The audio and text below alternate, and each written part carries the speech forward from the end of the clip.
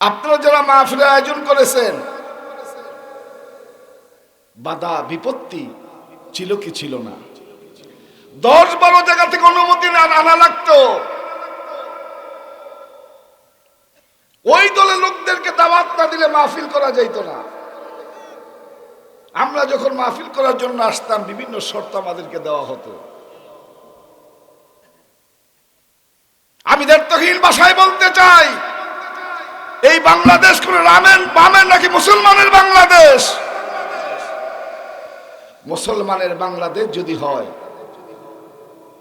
92 বলি 96 বলি, যে যত পার্সেন্ট বলি না কেন, এই 96% মুসলমান, 92% মুসলমানের দেশে কোরআনের কথা বলতে বাধা ছিল কি ছিল না? বলেন, বাধা ছিল কি ছিল না? যেই কথাগুলো আমরা 17 বছর আপনাদেরকে বুঝিয়ে বোঝাইবার জন্য চেষ্টা করেছি, বড় নিজেকে সৌভাগ্যবান মনে হয়। আমরা এতদিন যে কোরআন হাদিসগুলো পড়তাম, আপনাদেরকে বুঝাতাম, আল্লাহ তাআলা তার বাস্তব নমুনা আমাদের 2024 সালের 5ই আগস্ট দেখিয়েছেন। ঠিক কিনা? কথা বলেন, ঠিক কিনা? আমার আফসোস লাগে, আমার দুঃখ লাগে, একটি দেশের প্রধানমন্ত্রী ছিলেন, একটি দলের সভানেত্রী ছিলেন, কতটুক নির্লজ্জ হলে, কতটুক বেহায়া হলে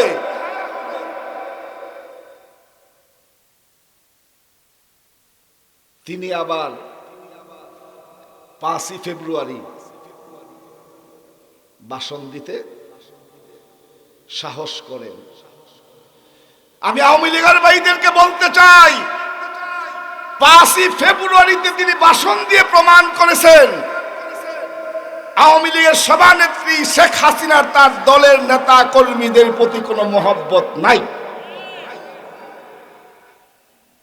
কারণ এই 5ই আগস্টে 6 মাস অতিবাহিত হয়েছে, কারো বাড়িতে আক্রমণ হয় নাই। হয়েছে? আমরা করতে দেই নাই। আমরা আপনাদেরকে বুঝিয়েছি এগুলো ইসলাম পছন্দ করে না। কিন্তু উনি তো কখনো নিজে ভালো থাকেন না, মানুষ ভালো থাকুক এটা উনি চান না। আর না হয় 2000 লোককে তিনি 2000 ছাত্রকে হত্যা করেছেন। তিনি আবার বলেন আই কিচ্ছি। কি কয়? আই কিচ্ছি মানে নোয়াখালী ভাষা।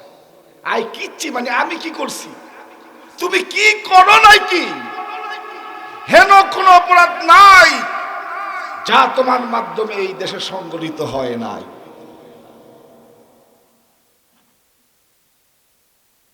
আলেমুল আমাদেরকে জেলে বন্দী করেছে, বাংলাদেশ সূর্য সন্তানদেরকে ফাঁসির কাস্তে ঝুলিয়েছে, বাংলাদেশ শিক্ষা ব্যবস্থাকে ধ্বংস করে দিয়েছে, বাংলাদেশের অর্থনীতিকে তলাবিহীন ঝুলিতে বাংলাদেশকে পরিণত করেছে। একটা প্রকল্প থেকে নিজে 60,000 কোটি টাকার দুর্নীতি করেছে। কথাগুলো কি সত্য না মিথ্যা? কারণ আমরা ভুল ইনফরমেশন দেই না। আমাদের কথাগুলো রেকর্ড হয়, সারা বিশ্বে কথাগুলো প্রচার হবে। আজকে 32 নম্বর বাড়ির জন্য অনেকে মায়া কান্না করেন। কই 5 আগস্ট তো 32 নম্বর বাড়িতে কোনো আঘাত করা হয় নাই। আপনি কেন এই সময় এই ধরনের খেলা খেলতে গেলেন? এবং তার বক্তব্যটা আমি শুনেছি, তার বক্তব্যের ভিতর কোনো অনুশোচনার লেশ মাত্র আমরা খুঁজে পাই নাই। আমরা জানতাম মা জাতি, মায়েদের মনে মোহব্বত, ভালোবাসা, দয়া, মায়া কম না বেশি? বেশি না? কিন্তু একমাত্র এই লেডি ফেরাউন, যার মনে আমি কখনো মায়ার কোনো চিহ্ন দেখিনি। আর না হয় বাংলাদেশে যে সূর্য সন্তানদেরকে ফাঁসি দেওয়া হয়েছে, নিরপরাধ, কতটুক নিরপরাধ হলে, কতটুক পুত পবিত্র হলে ফাঁসির মঞ্চে যাওয়ার আগে বাবা তার ছেলেকে জিজ্ঞেস করে, বাবা আমি ফাঁসির মঞ্চে যাব, লুঙ্গি পায়জামা পরে, লুঙ্গি পাঞ্জাবি পরে যাব না পায়জামা পাঞ্জাবি পরে আমি ফাঁসির মঞ্চে যাব? মনে হচ্ছে যেন কোন সম্মানিত মেহমান তাকে আহ্বান জানাচ্ছেন, সেই সম্মানিত মেহমানের আহ্বানে যাওয়ার জন্য তিনি সাড়া দেওয়ার জন্য প্রস্তুত হয়ে পড়েছে। আজকে ৩২ নম্বর বাড়ির জন্য অনেকে মায়া কান্না করেন। বাংলাদেশের হাজার হাজার মানুষের বাড়িঘরকে ঘুরিয়ে দেওয়া হয়েছে। অসংখ্য মানুষ 70 বছর বাসায় থাকতে পারেনি, নামে বেনামে কেস দিয়ে 70 বছর মানুষকে গ্রামে আসতে দেওয়া হয় নাই, পৈতৃক ভিটায় থাকতে দেওয়া হয় নাই। তখন তো তাদের মনে মায়া কান্না দেখি নাই। তাই মায়া কান্না দেখানোর আগে একটু অতীতকে স্মরণ করবেন, অতীত ভুলে যাবেন না। হ্যাঁ, এই বিষয়গুলো আমরা পছন্দ করি না, কিন্তু তিনি যদি এই ধরনের সভ্যতা না করতেন, হয়তো এই ধরনের ঘটনা বাংলাদেশে ঘটতো না। আমি আশা করব তিনি শিক্ষা নিবেন, তার ন্যূনতম যদি তার দলের প্রতি মহব্বত থাকে, কর্মীর প্রতি ভালোবাসা থাকে, তাহলে দ্বিতীয়বার এই দুঃসাহস তিনি আর দেখাবেন না। তিনি ভারতকে আমাদের পিছনে লেলাই দিতে চাচ্ছেন। আমি গতকাল সকালে বসে বলতে ভারতের সংবাদগুলো আমি দেখতেছিলাম ইউটিউবের মাধ্যমে। তারা ভারতের মাধ্যমে ইসরায়েল এবং আমেরিকাকে আমন্ত্রণ জানাচ্ছে বাংলাদেশের উপর নিষেধাজ্ঞা দেওয়ার জন্য, বাংলাদেশের উপর হস্তক্ষেপ করার জন্য। ভারতকে দায়িত্বহীন ভাষায় বলতে চাই, আপনি আপনার দেশ নিয়ে থাকবেন, বাংলাদেশ নিয়ে মাথা কামাবেন না। কারণ বাংলাদেশ কারো দাদাগিরি পছন্দ করে না, অতীতেও করে নাই, ভবিষ্যতে আমরা করব না। যদি আমাদের সাথে বন্ধুত্ব করতে চান আমরা ওয়েলকাম জানাবো, আর যদি দাদাগিরি ফলাইতে চান, তিতুমিরের বাঁশের কেল্লার বাঁশ এখনো আসে, সেই বাঁশ আমরা প্রস্তুত করে রেখেছি, বাঁশ দিয়ে পিটায় আপনাদেরকে শায়েস্তা করব। আপনারা বলেছিলেন আমাদেরকে আলু দিবেন না, পেঁয়াজ দিবেন না। 5ই আগস্টের পর বাংলাদেশের মানুষ কি না খাইয়ে আছে? বরং এখন আপনারা না খেয়ে আছেন, আপনাদের হোটেলগুলো বন্ধ, আপনাদের চিকিৎসা সেবার মানে ডাক্তার এখন হাউমাউ করে কাঁদতেছে রোগীর জন্য। বাংলাদেশের কোনো ক্ষতি হয় নাই, বরঞ্চ বিদেশিরা বিভিন্ন সংস্থা থেকে বাংলাদেশে বিদেশি হাসপাতাল করার জন্য তারা পদক্ষেপ গ্রহণ করেছে। কারণ এই বাংলাদেশ মুসলমানের বাংলাদেশ। মুসলমান তো আমরা সেই মুসলমান যাদের খাবার থাকার পরেও আমরা 1 মাস না খেয়ে থাকি। কিসের ভয় দেখেন আমাদের? আমাদের ভয় দেখিয়ে লাভ নেই, আমাদের চোখ রাঙিয়ে লাভ নেই। আমরা তো সেই জাতি যেই জাতি খাবার থাকার পরেও আমরা 1 মাস না খেয়ে থাকি। আমরা তো সেই জাতি বাসর সজ্জা উপেক্ষা করে আমরা জিহাদের ময়দানে চলে যাই। অতএব মৃত্যুর ভয়, কোন জুজুর ভয় মুসলমানদের দেখিয়ে লাভ নাই। আউযু বিল্লাহি মিনাশ শাইতানির রাজীম। বিসমিল্লাহির রহমানির রহিম। আলহামদুলিল্লাহি রাব্বিল আলামিন। আর-রহমানির রহিম। মালিকি ইয়াউমিদ্দিন। إياك نعبد وإياك نستعين. اهدنا الصراط المستقيم. صراط الذين أنعمت عليهم গায়রিল মাগদুবি আলাইহিম ওয়ালাদ-দাল্লিন। আমিন। আমানতু বিল্লাহ। বিতাড়িত মারদু শয়তান ওয়াসওয়াস থেকে পানা চেয়ে পরম করুণাময় রহমান এবং রহিম নামে শুরু করতেছি। আলহামদুলিল্লাহি রাব্বিল আলামিন। সমস্ত প্রশংসা ওই আল্লাহ যিনি বিশ্বজাহানের প্রতিপালক। আর রহমানির রহিম, যিনি দয়াময় পরম দয়ালু। মালিক ইয়াউমিদ্দিন, যিনি প্রতিদান দিবসের মালিক। ইয়্যাকা না'বুদু ওয়া ইয়্যাকা নাস্তাঈন। আয় আল্লাহ, তোমারই ইবাদত করি, তোমার কাছে সাহায্য চাই। আল্লাহ, এই প্রশ্নের জবাবে আল্লাহ তাআলা বলেন, বান্দারে কি সাহায্য চাও? আমরা তখন বলি, ইহদিনাস সিরাতাল মুস্তাকিম, একটি সহজ সরল সঠিক পথের দিশা আমাদেরকে দান করো। সিরাতাল্লাযীনা আন'আমতা আলাইহিম, ওই পথ যেই পথে তোমার নিয়ামত প্রাপ্ত বান্দারা অতিবাহিত করে গেছেন, চলে গেছে।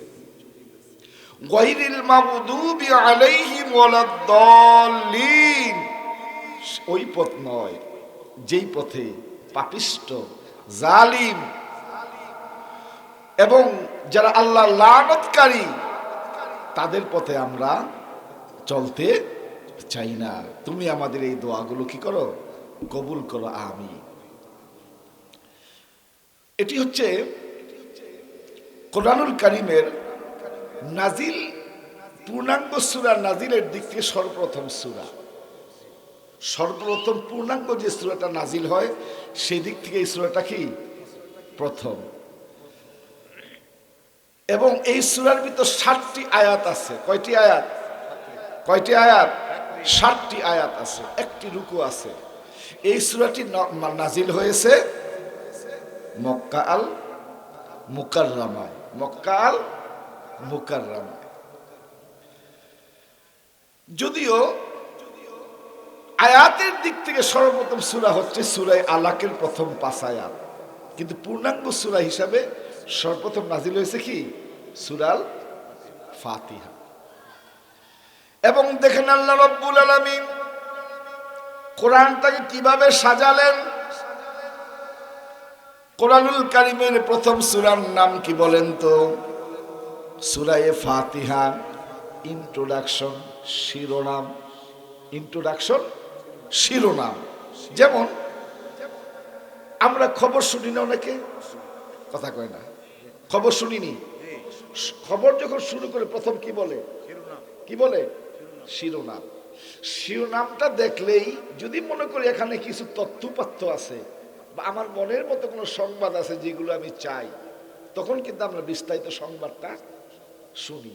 শিরোনামটা যদি পছন্দ না হয়, আমরা কি আর বাকি খবরটা শুনি? তা আল্লাহ তাআলা দেখেন, এই কোরআনুল কারীমের শিরোনাম হচ্ছে কি? সূরা আল ফাতিহা। এই ফাতিহাটা আল্লাহ তাআলা নাযিল করে এটাই বুঝালেন, ও দুনিয়ার মানুষ, আমি সূরা ফাতিহা 7 আয়াত বিশিষ্ট একটি ছোট্ট সূরা নাযিল করে দিয়েছি। তার মানে হলো এই সূরাটা হলো গোটা কোরআনের নির্যাস। এই কোরআনের 30 পারায় যা আছে তার শিরোনাম, তার নির্যাসটা হলো সূরা আল ফাতিহা। সূরা আল ফাতিহা আল্লাহ তাআলা এইভাবে সাজালেন। ফাতিহা মানে ঢোকো, প্রবেশ করো। দ্বিতীয় সূরার নাম কি? দ্বিতীয় সূরার নাম কি? বাকারা। বাকারা মানে কি? গাবি, গরু। গাবি, গরু। তো দেখেন আল্লাহ সিস্টেমটা কি? ঢোকো, গরু হও। ঢোকো, গরু হও। শেষ সূরার নাম কি? শেষ সূরার নাম কি? নাস। শেষ সূরার নাম কি? নাস। নাস মানে কি? নাস মানে কি? মানুষ। দেখেন আল্লাহর সিস্টেমটা কি, ডুকো গরু হও, যদি গোটা কোরআন মানো তাহলে তোমরা মানুষ হবে, কোরআন না মানলে তোমরা মানুষ হতে পারবে না। কার কথা? কার কথা? আল্লাহর কথা। এই জন্য পৃথিবীতে একটা স্লোগান আছে, জানেননি? বাড়ছে জনসংখ্যা, কমছে মানুষ। বাড়ছে জনসংখ্যা, কমছে মানুষ। দেখবেন অনেক সময় সন্তান যদি বেশি দুষ্টামি করে, বাপ মার অবাধ্য হয়, সন্তান বাপে পিটায়, রাগ করার কি বলে, হাইরি তোরে মাদ্রাসায় পাঠালাম, মক্তবে পাঠাইলাম, স্কুলে পাঠাইলাম, তোর টিচার দিলাম, সব দিলাম, এত কিছু করলাম, তোর আমি মানুষ বানাইতে পারলাম না। বলে কি বলে না? বলেন, বলে কি বলে না? তো যারা পিটাইতেছে, যারা এই কথা বলতেছে তুই মানুষ হলি না, ও কি মানুষ না? ও কি দেখাশোনায় মানুষ না? তাহলে বাপ এই কথা কেন বললে না? অর্থাৎ মানবীয় যে গুণাবলী থাকা দরকার, যে মনুষ্যত্বগুলো থাকা দরকার, এই মনুষ্যত্বগুলো যতক্ষণ পর্যন্ত আপনি অর্জিত না হবে ততক্ষণ পর্যন্ত আপনি পূর্ণাঙ্গ মানুষ না। পূর্ণাঙ্গ মানুষ না। দেখবেন একটা গরুর বাচ্চারে কিন্তু এই গরু এই কথা বলে না, তুই কেন গরু হলি না, তোরা আমি গরু বানাইতে পারলাম না বলে। একটা কুকুরের বাচ্চাকে এই কথা বলে না, তোরে আমি কুকুর বানাইতে পারলাম না। মানুষ একমাত্র যারা পিটায়, রাগ করে, দমক দিয়ে বলে তোকে আমি মানুষ বানাইতে পারলাম না। মাদ্রাসায় দিলাম মানুষ হওয়ার জন্য, স্কুলে দিলাম মানুষ হওয়ার জন্য, জ্ঞান অর্জন করতে দিলাম মানুষ হওয়ার জন্য। তাহলে মানুষ হইয়া আমরা মানুষকে মানুষ বানাতে চাই, তাহলে বোঝা যায় দেখাশোনায় মানুষ হলেও শুধু মানুষ না। দেখাশোনায় মানুষ হলে মানুষ না। যদি আপনি মানুষ তখনই হবেন যখন আপনি গোটা কোরআনের পূর্ণাঙ্গ অনুসারী হবেন। এবার আল্লাহর বক্তব্যটা শোনেন। সূরা আরাফে আল্লাহ তাআলা বলতেছে, وَلَقَدْ ذَرَأْنَا لِجَهَنَّمَ كَثِيرًا مِنَ الْجِنِّ وَالْإِنسِ لَهُمْ قُلُوبٌ لَا يَفْقَهُونَ بِهَا وَلَهُمْ أَعْيُنٌ لَا يُبْصِرُونَ بِهَا وَلَهُمْ آذَانٌ لَا يَسْمَعُونَ بِهَا أُولَئِكَ كَالْأَنْعَامِ بَلْ هُمْ أَضَلُّ أُولَئِكَ هُمُ الْغَافِلُونَ وَلَقَدْ ذَرَأْنَا لِجَهَنَّمَ كَثِيرًا مِنَ الْجِنِّ وَالْإِنسِ জিন এবং মানুষের মধ্য থেকে, জিন এবং মানুষের মধ্য থেকে অধিকাংশরাই তারা নিজেদের থাকার জায়গাটাকে, বসবাসের জায়গাটাকে জাহান্নাম বানিয়ে নিয়েছেন। কার কথা বলেন? কার কথা? কষ্ট হচ্ছে? একটু জবাব দিতে হবে। এই যে আল্লাহ বললেন জিন এবং মানুষের মধ্য থেকে অধিকাংশ লোক, বেশিরভাগ লোক তাদের জায়গাটাকে জাহান্নাম বানিয়ে নিয়েছেন। এই লোকগুলো কারা? তার কোয়ালিটি আল্লাহ তাআলা বর্ণনা করতেছেন। লাহুম কুলুবুল লা ইয়াফকাহুনা বিহা, যাদেরকে আমি দিমাগ দিয়েছি, ব্রেন দিয়েছি, চিন্তা করার শক্তি দিয়েছি, যারা এই ব্রেন দিয়া, এই দিমাগ দিয়া, এই বিবেক দিয়া যারা আমার সৃষ্টির চিন্তা করে না, আমার আল্লাহর চিন্তা করে না। আমরা কি আল্লাহর চিন্তা করি? দেখবেন একজন অশিক্ষিত মানুষ বড় বড় ব্যবসা পরিচালনা করে, ওই একজন অশিক্ষিত মানুষের পিএ হয়, তার কর্মচারী হয় পিএইচডি ডিগ্রি হোল্ডার। বড় বড় শিক্ষিত লোক, বলেন আছে কিনা? আছে কিনা? অশিক্ষিত লোক, তার জ্ঞানের কমতি নাই, দুনিয়ার সব বোঝে, কিন্তু যখন দিনের বিষয়ে জিজ্ঞেস করবেন তখন বলবেন ভাই আমি তো মূর্খ মানুষ, দিন কিছু বুঝি না। কয় কি কয় না?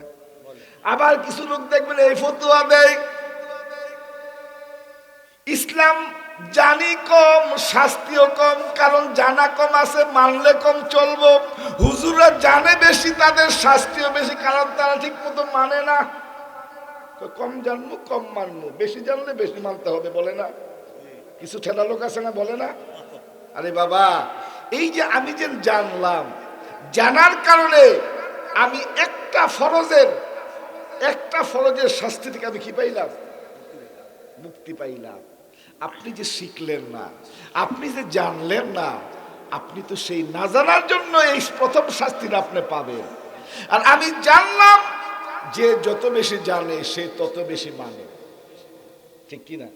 আপনি জানেনই না মানবেন কি, তাহলে আপনার শাস্তি হবে কয়টা? দুইটা। আর আমি মনে করেন জানছি কিন্তু মানি নাই, শাস্তি কয়টা? তাই পুলকিত হওয়ার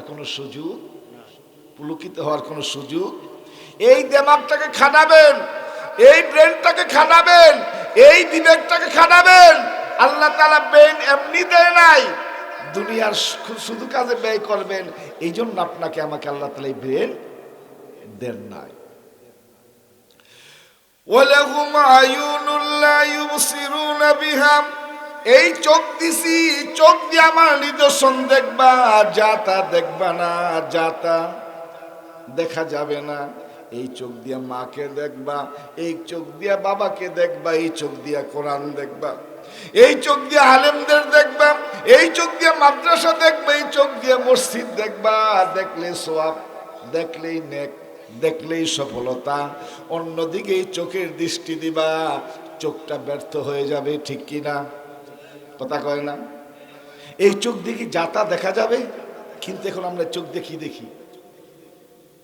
ব্লু ফিল্ম দেখি, পর্ণ ছবি দেখি, দুনিয়ার খারাপ নেকের জিনিস দেখি। অথচ দেখেন এই চোখের কত পাওয়ার, কত মূল্য। এই পৃথিবীতে বর্তমান যে লেটেস্ট আইফোন 109 মেগাপিক্সেল ক্যামেরা, সবচেয়ে লেটেস্ট যেটা, এই ক্যামেরা দিয়ে আপনি এই যে শীতের রাত, আপনি আকাশের দিকে মারেন তো, শীত না হোক, আমাবস্যার রাতে আপনি ক্যামেরা দিয়া আকাশের দিকে মারিয়া দেখেন তো, আপনি কি পারবেন আকাশের কোনো ছবি তুলতে?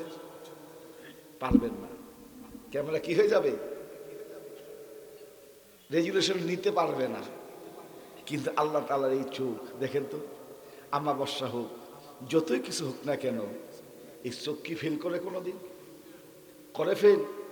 এই যে যখন বেশি কুয়াশা পড়ে, বিশেষ করে শীতের দিনে, আমরা তো এই শীতের 6 মাস রাতের পাখি, সারা রাত আমরা রাস্তায় থাকি, 3টা-4টা বাজে বাসায় ফিরি। মাঝে মাঝে এমন হয়েছে, কয়েকদিন সিলেট থেকে ওয়াজ করে আসছি, কিচ্ছু দেখা যায় না। মানে অনেক সময় এই আপনাদের নসন্দি আছে না, আমার কয়েকবার এমন হয়েছে, গাড়িওয়ালা, আমার ড্রাইভার সাহেব গাড়ি আইলিনে তুলে দিয়ে দিয়েছে, কিচ্ছু দেখা যায় না কুয়াশার জন্য। কিন্তু বলেন তো, এই চোখ কখনো ফেল করছে? মেডিকেল সায়েন্স বলতেছে এই চোখের ভিতরে আল্লাহ তাআলা 2.5 লক্ষ মেগাপিক্সেল ক্যামেরা আল্লাহ তাআলা ফিট করে দিয়েছে। এই চোখ দিয়ে যাতা দেখা যাবে না, এই চোখ দিয়ে আল্লাহ নিদর্শনগুলো দেখবেন আর বলবেন আলহামদুলিল্লাহি রাব্বিল আলামিন। প্রশংসা হবে কার? যা দেখবেন, যা শুনবেন, যা ভালো কিছু করবেন, প্রশংসা হবে কার? আল্লাহর প্রশংসা ছাড়া যদি অন্য কারো প্রশংসা করেন, আল্লাহ তাআলা বরদাস্ত করেন না। তাই আল্লাহ জানিয়ে দিয়েছেন, লাইন শাকারতুম লাযীদান্নাকুম ওয়া লাইন কাফারতুম ইন্না আযাবি লাশাদীদ। বন্দে তো নিয়ামত দিলাম, আমার নিয়ামত গুলো খাইয়া যদি আমার নিয়ামতের শুকরিয়া আদায় করো, নিয়ামত বাড়িয়ে দেব। চোখের নিয়ামত দিলাম, কানের নিয়ামত দিলাম, গোটা বডি নিয়ামত দিলাম, আমার শুকরিয়া আদায় করলা না, আমার প্রশংসা করলা না, দলের প্রশংসা করলা, নেতা নেত্রীর প্রশংসা করলা রে বান্দা। এই আমার নিয়ামত খাই আমার প্রশংসা না কইরা যখন তুমি মানুষের প্রশংসা করলা, তোমার জন্য আমি কঠিন আযাবের ব্যবস্থা রেখে দিয়েছি। এই জন্য বান্দা প্রশংসা করবে কার? আর বলেন তো, মানুষ মানুষের প্রশংসা করলে কোনো লাভ আছে? বলেন লাভ আছে? ক্ষণিকের দুই চার টাকার আপনি সুবিধা পাইতে পারেন,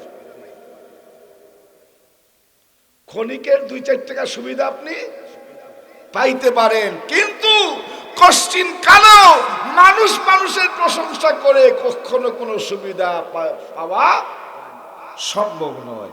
যেমন একটা লোকের নাম আপনারা শুনতে পারেন বা জানেন, বিএনপির সাংসদ ছিলেন মোহাম্মদ হারুন। উনি সংসদে কথা বলতেন, কোরআনের কিছু কোট করতেন, মাঝে মাঝে 2-1টা হাদিসও বলতেন। আমরা লোকটার প্রতি একটু রেসপেক্ট বেড়েছিল, লোকটাকে ভালোবাসতাম। কিন্তু 5ই আগস্টের পরে, বিশেষ করে 2025 সাল থেকে তার আসল রূপটা এখন কি করতে পারতেছি, দেখতে পাচ্ছি। আচ্ছা বলেন তো, এই যে আপনারা মাহফিলটা আয়োজন করছেন, মানুষের কাছ থেকে কি সাহায্য নেন নাই? এটা বাংলাদেশে একটা চিরাচরিত বিষয়। একাও যদি কেউ মাহফিলের আয়োজন করে, ওই মাহফিলে যদি কেউ শরীক হতে চায়, আমরা তার শরীক করি কি করি না? বলেন শরীক করি কি করি না? এটা কি চাঁদাবাজি? এটা কি চাঁদাবাজি?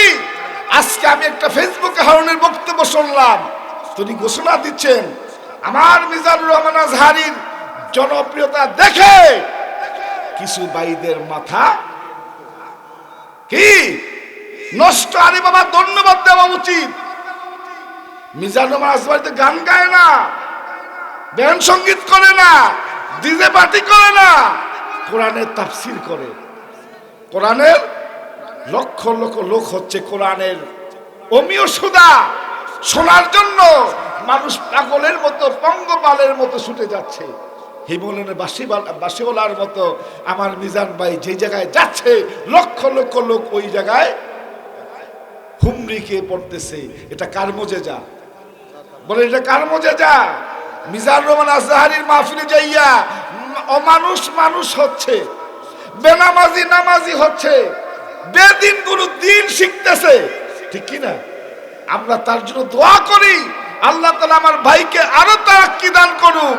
কিন্তু তিনি দেখলাম আজকে বলতেছেন মিজানুর রহমান আজহারী নাকি তার মাহফিলের নামে চাঁদাবাজি হচ্ছে।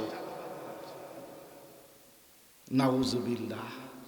কোরআনের মাহফিলে মানুষ টাকা দিয়ে নিজেকে সৌভাগ্যবান মনে করে, ঠিক কি না? কোরআনের মাহফিলে 2টা টাকা দিতে পারে, এটা ভাগ্যের বিষয় না? এটা কি বলেন তো কেউ চাঁদাবাজি করে আপনারা দেন? আপনার যারাই আপনাদের কাছ থেকে আমাদের বাংলাদেশের সেই জন্মের পর থেকেই একটা সংস্কৃতি হয়ে দাঁড়িয়েছে আমাদের দেশে ওয়াজ মাহফিল। এক সময় নাটক, থিয়েটার, যাত্রাপালা এগুলো আমাদের বাংলাদেশে অনেকটা ছিল, কিন্তু আলহামদুলিল্লাহ 2000 সালের পরে আস্তে আস্তে মানুষ এই ওয়াজ মাহফিলকে ওই জায়গাগুলোতে কি করেছে, স্থান দিয়েছে। যেই যুব সমাজ যাত্রাপালা করতেন, নর্তকী নাচাতেন, খারাপ কাজে করতেন, আজকে সেই যুব সমাজ কোরআনের মাহফিলের দিকে অগ্রসর হচ্ছে। লক্ষণটা খারাপ না ভালো? বলে লক্ষণটা খারাপ না ভালো? এখন এই মানুষের জনপ্রিয়তা, মানুষের দল থেকে তোমাদের সহ্য হয় না, তাতে আমরা বুঝতে পারি কুস্তে কি কালা হয়। তোমাদের এখন আস্তে আস্তে রূপটা বেরিয়ে যাচ্ছে। আমি দেবতহীন ভাষায় বলতে চাই, বাংলাদেশে থাকতে চাও, কোরআন নিয়ে থাকতে হবে। কোরআনের বিরোধিতা করে বাংলার জমিনের দিকে থাকা যাবে না, যাবে না, যাবে না। অতীতে কেউ পারে নাই, ভবিষ্যতেও থাকতে, কারণ জয় বাংলার দিন শেষ। আল কোরআনের কোরআন নিয়ে বাঁচবো, কোরআন নিয়ে মরবো। আল কোরআন হুজ্জাতুল্লাহ আলাইক। কোরআন যদি কারো পক্ষে সাক্ষী হয়ে যায় তার জন্য জান্নাত ওয়াজিব হবে। কোরআন যদি কারো পক্ষে বিপক্ষে চলে যায় তার জন্য জাহান্নাম ওয়াজিব হয়ে যাবে। অতএব রাজনীতি করবেন, রাজনীতির জায়গায় রাখবেন, রাজনীতির জায়গা রাজনীতিতে রাখবেন। মেহেরবানি করে ইসলাম নিয়ে, কোরআন নিয়ে যদি রাজনীতি করতে চান, বাংলার জনগণ ক্ষমা করবে? বাংলার জনগণ ক্ষমা করবে না। তাই আমি আপনাকে অনুরোধ করব, মেহেরবানি করে কথা বলে হুশ করে কথা বলবেন। মুখটা যা আসে তাই বলে দিবেন না। বাংলাদেশের মানুষ যেইভাবে আমরা প্রতি স্বৈরাচারকে 40 মিনিটের মাধ্যমে আমরা তাদেরকে বাংলাদেশ ছাড়া করেছি, আপনাকে অতটুকু সময় লাগবে না, অতটুকু সময় আমরা নেব না। বাংলাদেশ ছাড়া আপনাকে হতে হবে। তাই এই দেশে থাকতে হলে ইসলাম নিয়ে থাকতে হবে। রামদের সঙ্গী সাথী করে তাদের উপর জুজুর ভয় দেখিয়ে বাংলার জনগণকে আর বোকা বানানো যাবে না, যাবে না, যাবে না। আমার ভাইয়েরা, আবার দেখবেন আরেকজন মুফাসসিরের বাংলাদেশে অভ্যুদয় হয়েছে। তিনি ঘোষণা দিয়েছেন যে কোরআনের সাথে রাজনীতির কোনো সম্পর্ক। আরে মিয়া, কোরআন কি বোঝো তুমি? হ্যাঁ, কোরআনের বোঝোটা কি? আমি আপনাদের কাছে জানতে চাই, আমার রাসূল মদিনার প্রেসিডেন্ট ছিলেননি? ছিলেন? আবু বকর, ওমর, ওসমান, আলী। তাহলে রাজনীতি নাই? কোরআন শরীফ 30 পারা, কয় পারা? 1/3 রাজনীতি, 10 পারা রাজনীতি। মনে রাখবেন, কোরআনের একটা অক্ষর, একটা হরফ, একটা শব্দ কেউ যদি অস্বীকার করে তার মুসলমান বলে দাবি করার সুযোগ। আপনি নামাজ পড়েন না, গুনাহগার হচ্ছেন, কিন্তু নামাজকে যদি আপনি অস্বীকার করেন, আপনি কি হবেন? কাফের। নামাজ পড়েন না, গুনাহগার হচ্ছেন, কিন্তু নামাজ অস্বীকার করলে আপনি ইসলামী রাজনীতি করেন। এটা আপনার দণ্ডতা, এটা আপনার দুর্ভাগ্য। কিন্তু ইসলাম নিয়ে কটাক্ষ করবেন, ইসলাম থেকে খারিজ হয়ে যাওয়া লাগবে। আমার ভাইয়েরা, আমি যে আয়াত দিয়ে শুরু করলাম, আলহামদুলিল্লাহি রাব্বিল আলামিন, সমস্ত প্রশংসা। তাহলে আমরা প্রশংসা করব কার? প্রশংসা হবে কার? আল্লাহ ছাড়া আর কারো প্রশংসা করা যাবে? আল্লাহ রাব্বুল আলামিন চান না বান্দার মনে, মানুষের মনে আল্লাহ ছাড়া অন্য কারো প্রশংসা থাকুক, অন্য কারো ভালোবাসা থাকুক, অন্য কারো মোহাব্বত থাকুক। হযরত ইয়াকুব আলাইহিস সালাম, নাম কি? ইয়াকুব আলাইহিস সালামের সন্তান ছিল 12 জন। কয়জন? এই 12 জনের একজন ছিল হযরত ইউসুফ আলাইহিস সালাম। হযরত ইয়াকুব আলাইহিস সালাম আল্লাহ নবী ইউসুফকে এত ভালোবাসতেন, এত মোহাব্বত করতেন, এত পছন্দ করতেন, আল্লাহ তাআলা এইটাও তিনি বরদাস্ত করেন নাই। আল্লাহ তাআলা কি এটা পর্যন্ত বরদাস্ত করেন নাই? কারণ আল্লাহ চান বান্দার অন্তরে সর্বোচ্চ প্রায়োরিটি, সর্বোচ্চ মোহাব্বত, সর্বোচ্চ ভালোবাসা, সর্বোচ্চ শ্রদ্ধা, সর্বোচ্চ সম্মান কার জন্য? আল্লাহর জন্য। সেই ইয়াকুব আলাইহিস সালাম যখন তার সন্তান ইউসুফকে বেশি ভালোবাসতেন, আল্লাহ তাআলা কি করলেন? বাপ ছেলের বিচ্ছেদ ঘটায় দিলেন। বাপ ছেলের যখন ইয়াকুব আলাইহিস সালাম বয়সের দ্বার প্রান্তে চলে আসলেন, মনে মনে উপলব্ধি করলেন যে আমি হয়তো ভুল করেছি, আমার ইউসুফকে আমি অন্ধের মতো বেশি ভালো ফেলেছিলাম, হয়তো আমার এই অন্তরে আমি ইউসুফকে বেশি জায়গা দিয়েছিলাম।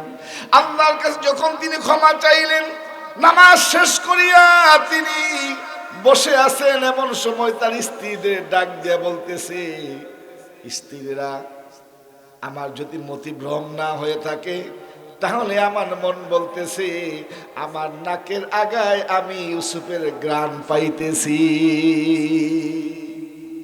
এদিক দিয়ে হযরত ইউসুফ আলাইহিস সালাম তার ভাইদের কাছে তার একটা জামা দিয়ে দিলেন, বললেন ভাইয়েরা চলে যাও, যাই আমার বাবার চোখের সামনে আমার জামাটা তুলে ধরবা, আমার বাবার দৃষ্টি শক্তি ফিরে আসবে, তারপর ছেলে বাবার কি হবে, মুলাকাত হবে।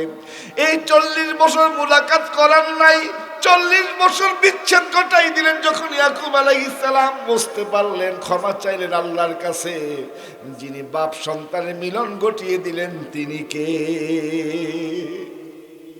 এই জন্য আল্লাহ বলতেছেন আলহামদুলিল্লাহি রাব্বিল আলামিন। প্রশংসা হবে কার? কিন্তু আমার এই বাংলাদেশের মানুষ, আমরা যে যে দল করি ওই দলের প্রশংসা, ওই নেতা নেত্রীর প্রশংসা আমরা এত করে বেড়াই, আমরা যদি তার 1/3 3 ভাগের 1 ভাগ আমার আল্লাহর প্রশংসা করতাম, আমার মনে হয় আমরা অনেকে আল্লাহর ওলি হয়ে যেতাম। দুর্ভাগ্য আমাদের, দুর্ভাগ্য। যাদের ভালোবাসলে কোনো ফায়দা নাই তাদেরকে আমরা কি করি? যাকে ভালোবাসলে আমাদের ফায়দা, আমরা লাভবান হতে পারবো, তাকে আমরা সঠিকভাবে ভালোবাসতে। এবার যদি আল্লাহকে আপনি প্রশ্ন করেন, আল্লাহ তোমাকে ভালোবাসবো, তোমার প্রশংসা করব, তোমার শুকরিয়া আদায় করবো, আল্লাহ কেন করবো? আল্লাহ তারপরে পরের শব্দে তার জবাব দিয়েছেন, এই জন্য করবে আমি হচ্ছি তোমার রব, আমি তোমার রব। রব আরবি শব্দ, এর বাংলায় আমি তাফসীরের ভিতর 38টা অর্থ পেয়েছি। কয়টা? অনেকগুলো তাফসীর খুঁজে খুঁজে আমি 38টা অর্থ পেয়েছি। এখন এক একটা অর্থ যদি আমি 1 মিনিট করে সময় নেই, 38 মিনিট সময় লাগবে। এত সময় আমার কাছে নেই, আপনাদের কাছেও নাই। এই 38টা অর্থকে আমি 5টার ভিতর সামারাইজ করেছি। কয়টার ভিতর? 5টা। 1 নাম্বার, রব মানে হচ্ছে আইনদাতা। 1 নাম্বার কি? 1 নাম্বার কি? আইনদাতা। আল্লাহ কি? আইনদাতা। যেমন দেখেন, আমরা যখন রূহের জগতে ছিলাম, কোন জগতে ছিলাম?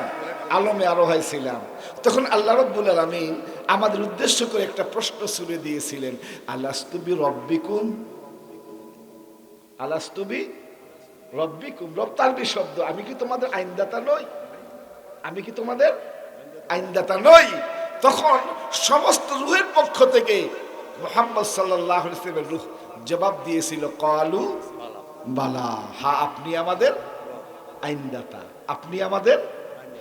এই কথাটা যেন আপনি আমি দুনিয়ায় ভুলে না যাই। এই জন্য একটা সন্তান যখন মায়ের পেট থেকে দুনিয়া আসে, দুনিয়া আসার পরে একটা বাপের উপর প্রথম দায়িত্ব, বাপের উপর প্রথম কর্তব্য কি বলেন তো?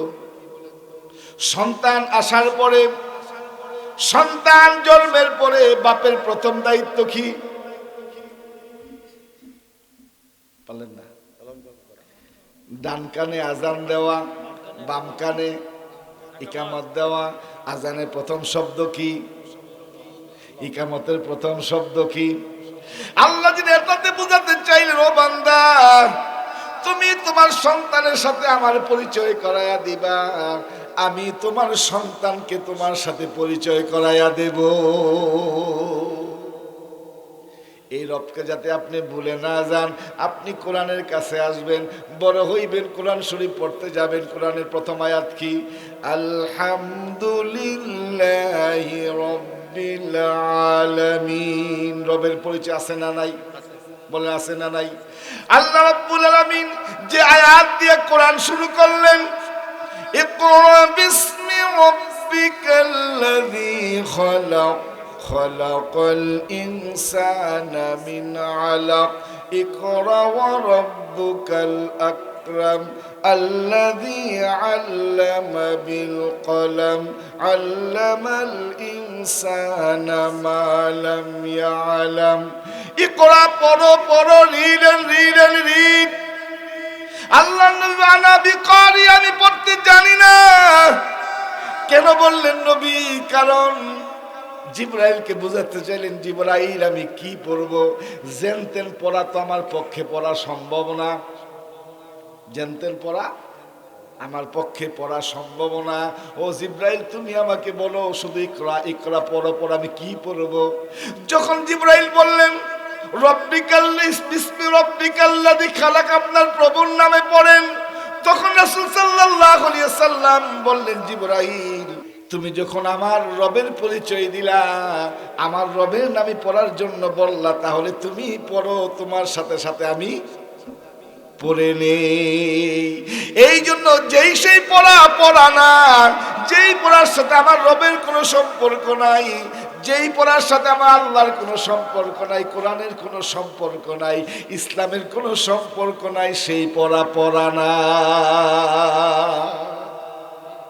সেই পড়া পড়া না।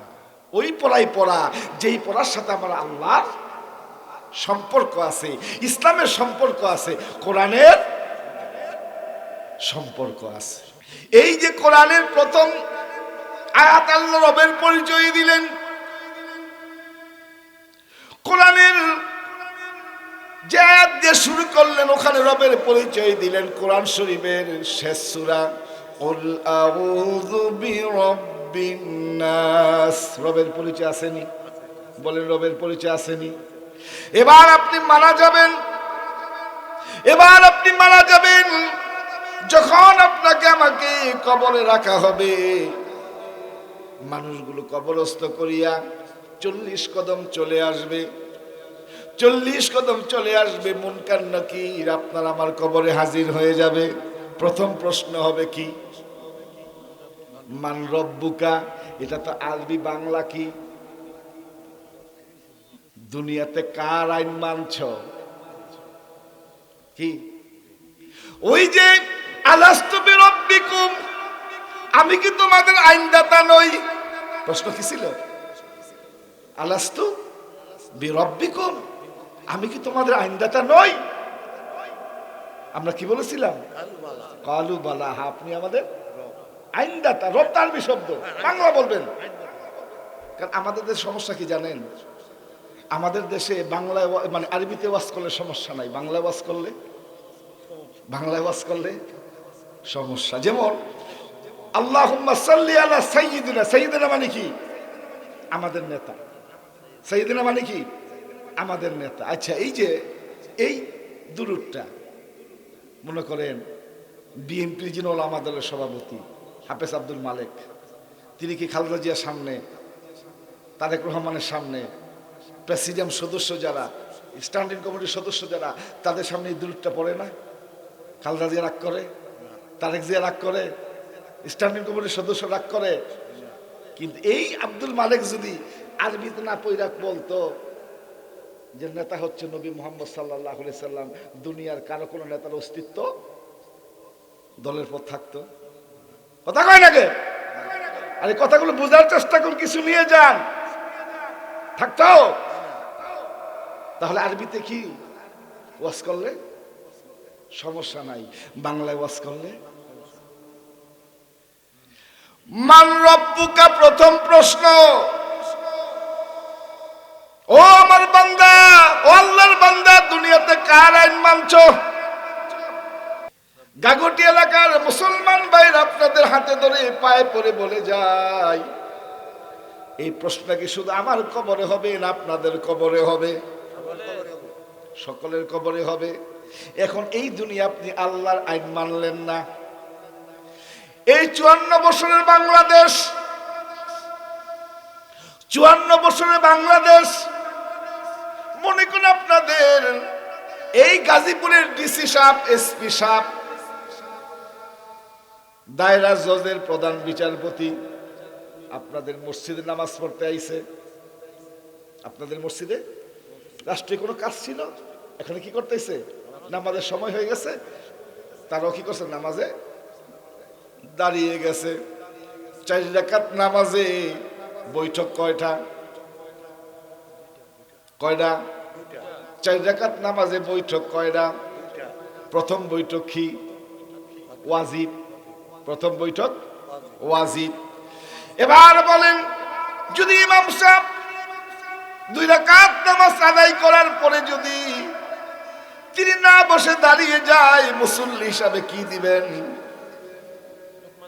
লোকমা দিবেননি। ওই বিচারপতি যদি মাহফিল এই নামাজে থাকে, ডিসি সাহেব যদি থাকে, এসপি সাহেব যদি থাকে, তারাও তো লোকমা দিবে। এই যে বসাটা কি ওয়াজিব, ফরজ না? কি ওয়াজিব। ইমাম সাহেব যদি না বসে 4 রাকাত নামাজ একসাথে পড়ায়, শেষ রাকাতে যাইয়ে 2টা সেজদা দেয়, হইবনি? হইবনি? তাহলে বিচারপতি, ডিসি সাহেব, এসপি সাহেব একটা ওয়াজিব তরক করার পর ইমাম সাহেব লোকমা দিল, ওই ইমাম সাহেব আপনি 2 রাকাত নামাজ পড়ে বসলেন না কেন? ইমাম সাহেব ওয়াজিব ভুলে গেছে বা তরক করেছে, আপনি লোকমা দিলেন। অথচ এই গাজীপুরের যিনি দায়রা জজের বিচারপতি, তিনি সকাল 9টা বা 10টা এজলাসে বসছে, 1টা বাজে নামাজে আসছে। এই 3 ঘন্টা যত বিচার করছে, কোরআনের পক্ষে রায় দিছে না কোরআনের বিপক্ষে রায় দিছে? কথা কয় না, কথা কয় না। কোরআনের বিধান হচ্ছে চুরি করছে হাত কেটে দাও। কোরআনের বিধান কি? কথা কয় না। কোরআনের বিধান কি? এখন চুরির কেস যখন যায় এই গাজীপুর আদালতে, হাত কাটে, কথা কয় না।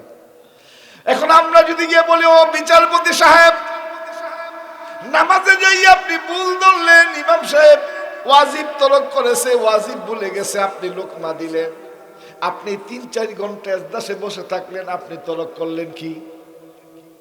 ফরজ। وَمَنْ لَمْ يَحْكُمْ بِمَا أَنزَلَ اللَّهُ فَأُولَئِكَ هُمُ الْكَافِرُونَ فَأُولَئِكَ هُمُ الظَّالِمُونَ فَأُولَئِكَ هُمُ الْمُنَافِقُونَ فَأُولَئِكَ هُمُ الْفَاسِقُونَ। যারা কোরআন দিয়ে বিচার করে না, আল্লাহর আইন মেনে বিচার করে, তারা জালেম, তারা কাফের, তারা ফাসিক, তারা মুনাফিক। অথচ এই 54 বছর ধরে বাংলাদেশে জন্ম হয়েছে, একটা বিচারে কিন্তু কোরআনের পক্ষে হয় নাই। তাহলে মসজিদ আইসা আমি আল্লাহর আইন মানার সামান্য ওয়াজিব তরক করার কারণে আমি লোকমা দিলাম, অথচ আদালতে হাজার হাজার আইন আল্লাহর বিপক্ষে চলে যাচ্ছে, আমাদের কোনো লোকমা নাই। অথচ আপনি আমি যখন মারা যাব, প্রথম প্রশ্ন হবে, মান রব্বুকা, দুনিয়াতে কার আইন মানছো? বলবেন ব্রিটিশ আইন, আমেরিকার আইন, ভারতের আইন, আমাদের দেশি আইন। বলেন তো ফেরেশতা কি বাড়ি কম দিব না বেশি দিব? 2 নম্বর প্রশ্ন, মা দিনুকা, এইটা আরো বেশি রাজনৈতিক। এটা আরো বেশি কি রাজনৈতিক। দুনিয়াতে কোন দল করছো? দুনিয়াতে কোন দল করছো? বলবেন শেখ মুজিবের দল, অমুকের দল, তমুকের দল। মায়ের আছে না নাই? বলেন মায়ের আছে না নাই? ومن يبتغي غير الإسلام دينا فلن يقبل منه وهو في الآخرة من الخاسرين। যা আল্লাহর আইন বাদ দিয়ে, আল্লাহর বিধান বাদ দিয়া যদি অন্য কোন তন্ত্র মন্ত্র গ্রহণ করে, আল্লাহ তাআলা তার কোনো আমল কবুল করবেন না। তাহলে 2 নম্বর প্রশ্ন হবে, তুমি কোন দলের অনুসারী ছিলা? ইসলামের দলের অনুসারী ছিলা, কোরআন দলের অনুসারী ছিলা কিনা? যদি কোরআন দলের অনুসারী বলেন না, আমি ছিলাম না, আমি অমুকের দল করছি, তমুকের দল করছি, মায়ের আছে না নাই? 3 নম্বর প্রশ্ন, এটা আরো বেশি রাজনৈতিক। ওমান হাজার রাজুল, কোন নেতার আনুগত্য করছো? ইয়াউমা নাদউ কুল্লা উনাসিন বিইমামিহিম। আল্লাহ তাআলা কাল কিয়ামতের ময়দানে প্রত্যেকটা ব্যক্তিকে তার দলের নেতার নাম ধরে ডাক দিবেন। সূরা বনী ইসরাঈলের 72 নম্বর আয়াত। ইয়াউমা নাদউ কুল্লা উনাসিন বিইমামিহিম। প্রত্যেকটা ব্যক্তিকে আল্লাহ তার নেতার নাম ধরে ডাক দিবেন। ও গাগটি এলাকার মুসলমান ভাইয়ের হাতে ধরে পায়ে পড়ে বলে যাই, আপনার নেতা যদি মুহাম্মদ সাল্লাল্লাহু আলাইহি সাল্লাম না হয়, আপনার নেতা যদি কোরআনের পক্ষে না হয়, আপনার নেতা যদি রাসূলের সুন্নত তরিকার অনুযায়ী না হয়, আল্লাহর কসম আপনার আমার কপালে খালাপ ছাড়া ভালো কিছু হওয়ার সম্ভাবনা নাই। তাহলে কি আমরা আমাদের ভাগ্যটা ভালো করতে চাই? বলেন চাই? তাহলে এই আলহামদুলিল্লাহ রাব্বিল আলামিন যে রবের পরিচয় দিয়েছিলাম, একটা ব্যাখ্যা দিলাম। ব্যাখ্যা কয়টা? কিন্তু রাত্র অনেক গভীর হয়ে গেছে, আর সামনে এগুলো সম্ভব না। যেই কথাগুলো বললাম, আল্লাহ তাআলা আমাদের সকলকে তার উপর আমল করে আল্লাহ তাআলা দুজাহানের কামিয়াবি করার তৌফিক আল্লাহ আমাদের দান করুক। বলে আমিন। ওয়া আখিরু দাওয়ানা আলহামদুলিল্লাহি রাব্বিল আলামিন।